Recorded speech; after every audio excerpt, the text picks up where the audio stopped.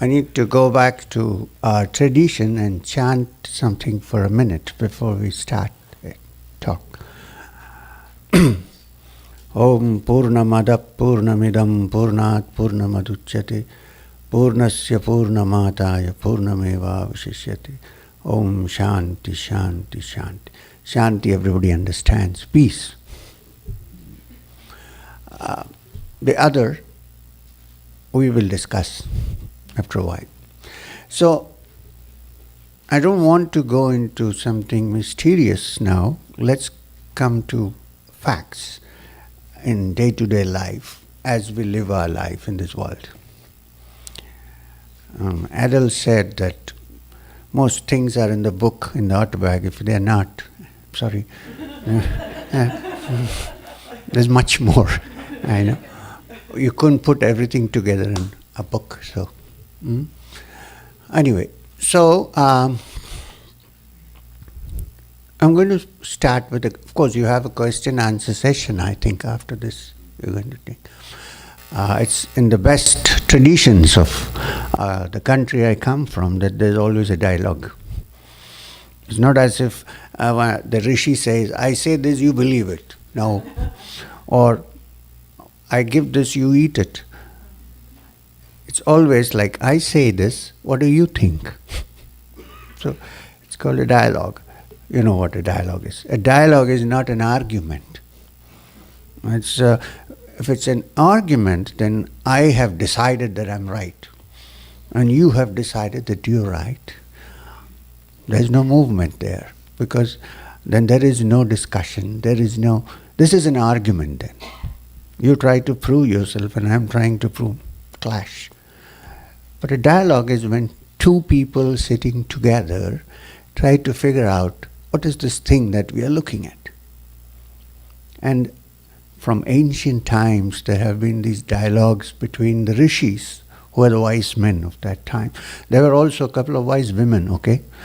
People keep asking me, what about the women? So, who had these wonderful discussions or dialogues in depth about universal questions, not just metaphysical and philosophical, but how they also apply to our daily life. Otherwise, there's no point. We can discuss philosophy, you can go to metaphysics, but if it doesn't touch our lives, then it makes no sense. I mean, we can write volumes or read a lot, but it doesn't make sense. So, now, what the question that I'm going to ask now is not my own question, but which has been in existence for 2,000 years. I'm sure in other parts of the world, but in India there were a set of people whose only interest was to find this out.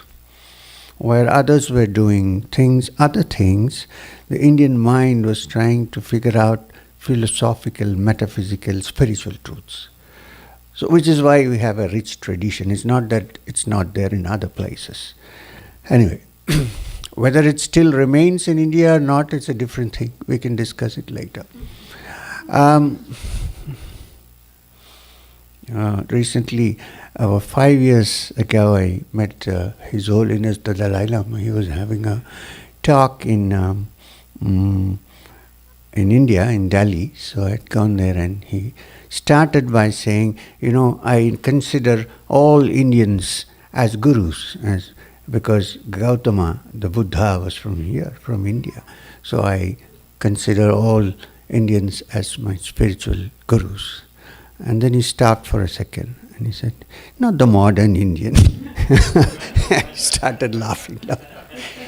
So, let me tell you that there are also good modern Indians who think about it.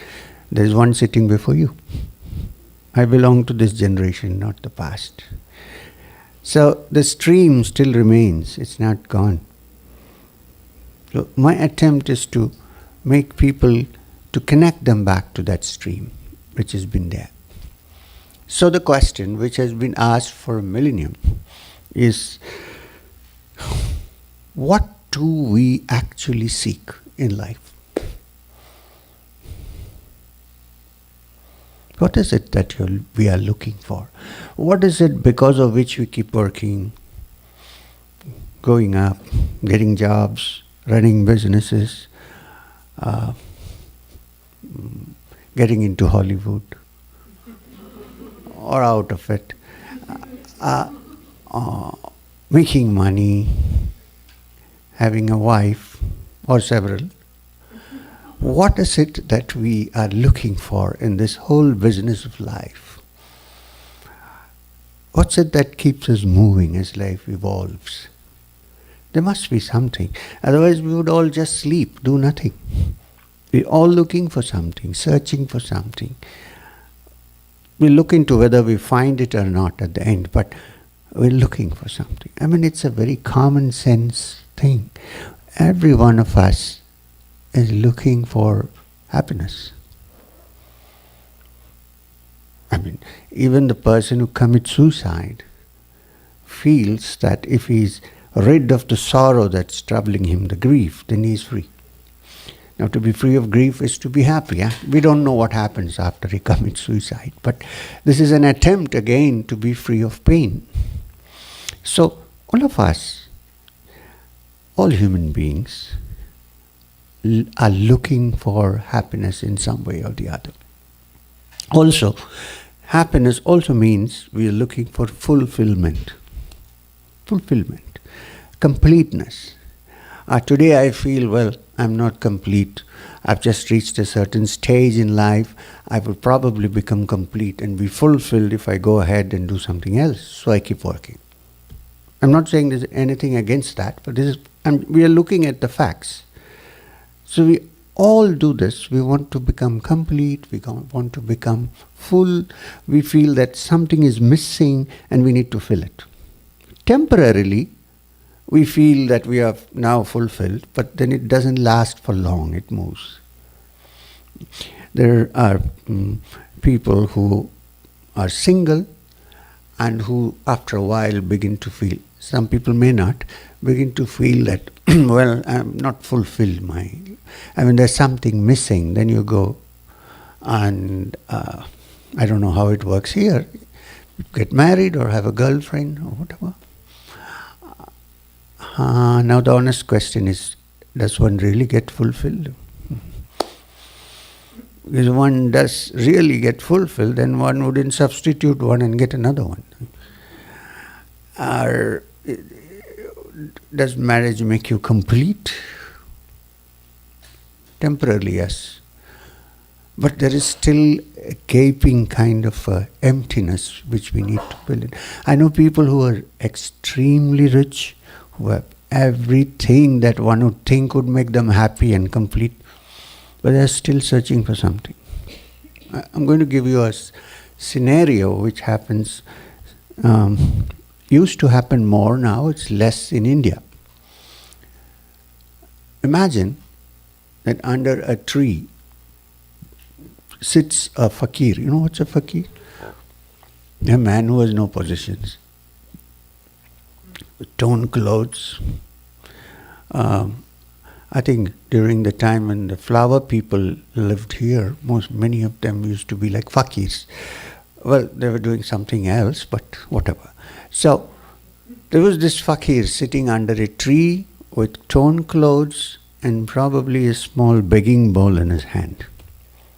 But on his face is an ecstatic smile. And you will find that there's a long line of a queue of cars parked, all kinds of cars, for good measure, maybe even a couple of Land Rovers and Rolls Royces. People in India are rich now, they can afford. And they've all come to see this man, this fakir. What does he have that they don't have? He has nothing. He has a begging bowl in his hand. His clothes are torn. Yes, but there is an ecstatic smile on his face. He's in some kind of a great ecstasy. So two things are clear. These guys who have come to see him, with all that they have, perhaps they brought only one car, they may be having several in the garage, haven't found something and they're seeking it. They're trying to find the happiness that they don't get with all this. I'm not saying you shouldn't have a car, okay? But it's clear that they come to a man who has nothing, but who has happiness to offer, perhaps, hoping that they might get something out of that. Peace of mind, tranquility, happiness, which is at a premium. With all this, they come and they take blessings and they go back. Of course, there are people who come and say, oh, please bless us so that we can get a promotion and things like that. But apart from that, he's still seeking something. What can this man who has nothing give?